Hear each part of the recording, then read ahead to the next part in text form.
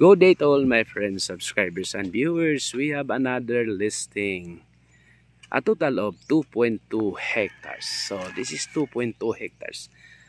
Ideal for a memorial lot and commercial. So pwede ni siya pang memorial.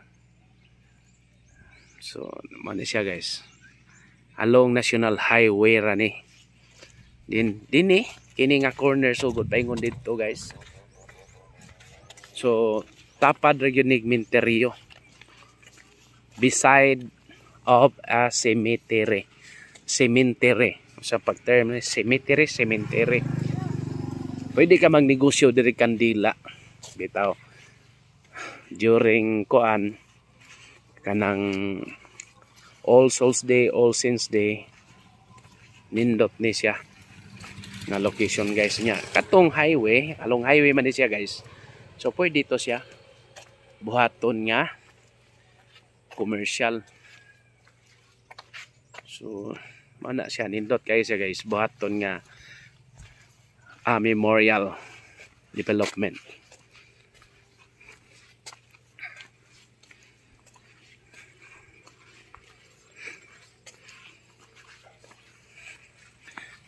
So 2.2, 22,000 square meters at 800 pesos per square meter.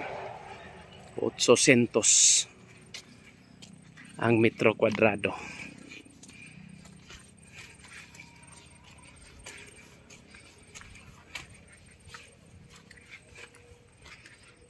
See.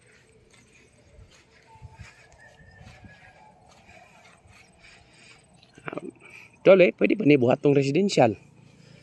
Total highway raman. May kuan. So ato lang nga site. Commercial and residential. Ya, dire man ni guys ha, minteryo balik ko na to. Dire. Minteryo na ni dire guys, Sagbayan, Bohol. Barangay San Vicente. Sagbayan, Bohol. Kini siya. Cemetery. Atong for sale kini dapita. Ini siya, mana siya guys.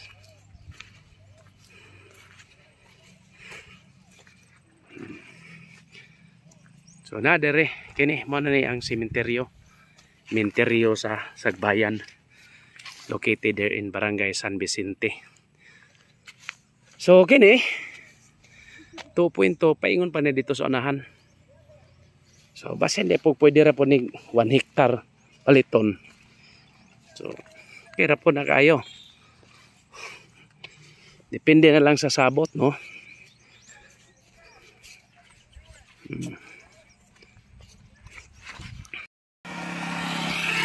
Kining Sagbayan guys is just only 30 minutes drive from Tubigon. So kung taga Tubigon, pwede ra masad kuan dire kung naagi memorial dire. Kay di man kay layo, do all ra man siya.